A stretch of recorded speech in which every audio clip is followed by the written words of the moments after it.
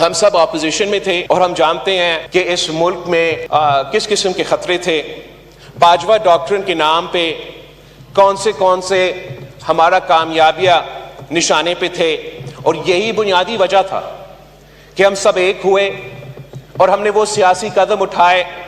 جس سے ہم نے فیصلہ کیا کہ چاہے ہمارا سیاست کو نقصان ہو نہ ہو، ہم نے پاکستان کو دفاع کرنے کے لیے اور یہ بنیادی مسئلے کو دفاع کرنے کے لیے ایک ہو کے یہ قدم اٹھانا ہے. ہم سب فروری میں الیکشن لڑ کے آئے ہیں اور جانتے ہیں کہ پاکستان کے عوام کا اصل مسئلہ کیا ہے. وہ اصل مسئلہ ہمارے سیاسی بیان بازی یا بیانیہ نہیں ہے، ہمارا پارٹیزن پالیٹکس اور سیاسی اختلافات بھی نہیں ہیں.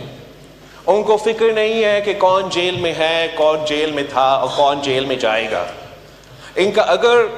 کوئی فکر ہے تو وہ بنیادی مسئلہ کا، روٹی کپڑا مکان کا فکر ہے. جناب اسپیکر، اگر اس ملک کے عوام کسی سیاسی ایشو سے کوئی دلچسپی ہے تو وہ معاشی مشکلات، معاشی بحران، بڑھتی ہوئی مہنگائی، بے روزگاری اور غربت میں دلچسپی ہے. اور وہ جب سیاست کی طرف دیکھتے ہیں، عوام کی طرف دیکھتے ہیں، حکومت کی طرف دیکھتے ہیں یا اپوزیشن کی طرف دیکھتے ہیں، تو ان کا امید یہ ہوتا ہے کہ ہم اپنے جو آپس کے مسئلے ہیں، جو اپنے ذاتی مسئلے ہیں، جو اپنے سیاسی ایشوز ہیں، ان کو سائڈ پہ رکھ کے ان کا بنیادی مسئلہ کو ترجیح دیں گے اور مل بیٹھ کے مشورہ کر کے کنسنسس بنا کے ہم ان کے مسائل کا حل پیش کریں گے. جناب اسپیکر، وزیر اعظم شہباز شریف صاحب نے جو پچھلی دفعہ وزیر اعظم بنا جب قائد اختلاف تھا، اور اس دفعہ بھی جب وزیر اعظم بنا تو جناب وزیر اعظم صاحب نے چارٹر آف اکانومی کی بات کی. اینڈ مسٹر اسپیکر، یہ پاکستان کا لانگ ٹرم مسئلہ کو اگر ہم نے ایڈریس کرنا ہے تو چارٹر آف اکانومی کے بغیر یہ ہو نہیں سکتا، ایک کنسنسس کے بغیر یہ ہو نہیں سکتا. اور وہ چارٹر کہیں سے ڈکٹیٹ نہیں ہو سکتا، وہ کوئی از خود فیصلہ نہیں ہو سکتا. اگر ہم نے ایک نیشنل اکنامک چارٹر بنانا ہے تو پھر سب سے مشورہ ہونا پڑے گا. ہم جو دوست اس طرف بیٹھے ہیں، ہم سے بھی حکومت کو بات کرنا پڑے گا، اور جو دوست اس طرف بیٹھے ہیں ان سے بھی بات کرنا پڑے گا. اور اگر ہم مل کے اس ایک ایشو پہ ایک ایسا کنسنسس بنائیں کہ ہم نہ صرف اپنے عوام کو یہ پیغام بھیجیں، بزنس کمیونٹی کو یہ پیغام بھیجیں، مگر انٹرنیشنلی یہ پیغام بھیجیں کہ پاکستان نے اپنے بنیادی جو معاشی مسئلے ہیں ان کا حل کے لیے 1 سال پلان نہیں، 5 سال پلان نہیں، مگر 10-20 سال کا پلان اب طے کیا ہے. اور ہم میں سے جو بھی سیاسی جماعت کل حکومت میں ہوگا وہ اسی پلان پہ عمل درآمد کرے گا. تو پاکستان کی معیشت اور پاکستان کی ترقی کے لیے وہ پہلا قدم ہوگا. جناب اسپیکر، ہم نے جب اس حکومت کو ووٹ دینے کا، وزیر اعظم شہباز شریف صاحب کے ساتھ دینے کا فیصلہ کیا تو آپ کو معلوم ہے کہ پاکستان پیپلز پارٹی اور مسلم لیگ نواز کے درمیان ایک اگریمنٹ طے ہو چکا تھا. اور اس اگریمنٹ کے تحت ہم نے جو آنے والے بجٹ تھا، جو آپ کا پی ایس ٹی پی چاروں صوبوں کے تھا، ہم سے مل بیٹھ کے آپ کو وہ بنانا چاہیے تھا. اور افسوس کے ساتھ ہم نے اس شرط پہ عمل بھی نہیں کیا.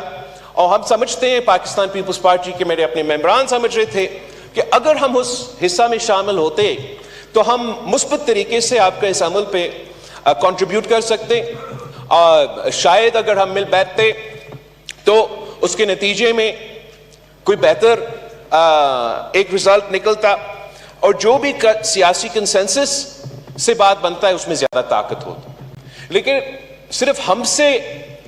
یہ بات چیت نہیں ہونا چاہیے تھا. جناب speaker, charter of the economy اپنی جگہ، ہمارا بجٹ بننے سے پہلے، ہمارا پی ایس ڈی پی بننے سے پہلے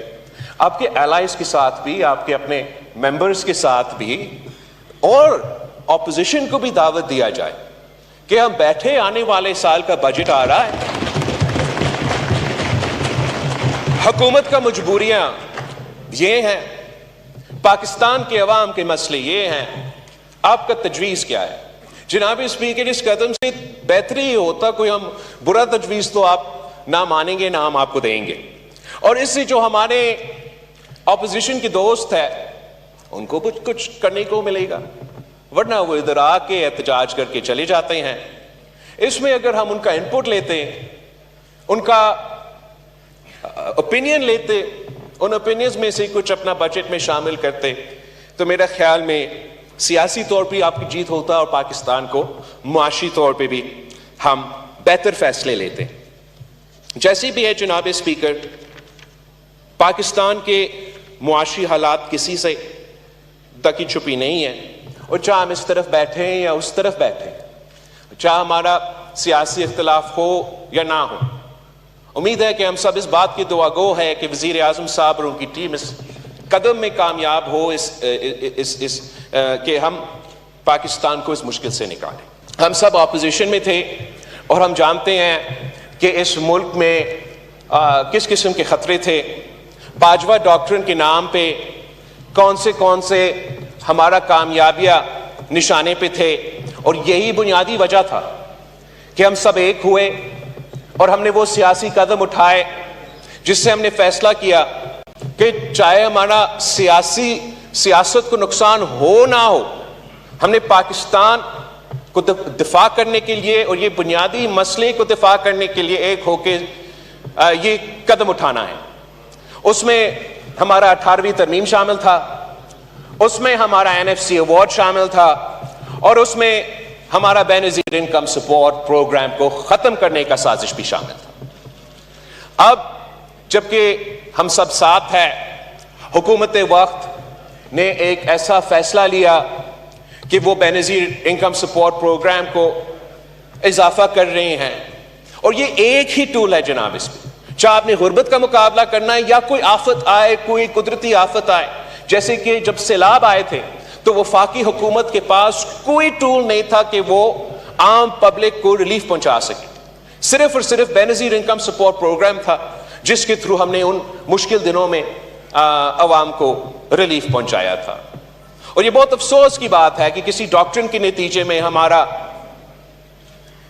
جوائنٹ ایسا ایک منصوبہ جو انٹرنیشنلی اور دنیا بھر میں امپلیمنٹ کیا جا رہا ہے، نقل کیا جا رہا ہے کہ پاکستان میں ایسے کوئی سازش ہو کہ اس کو ختم کیا جائے۔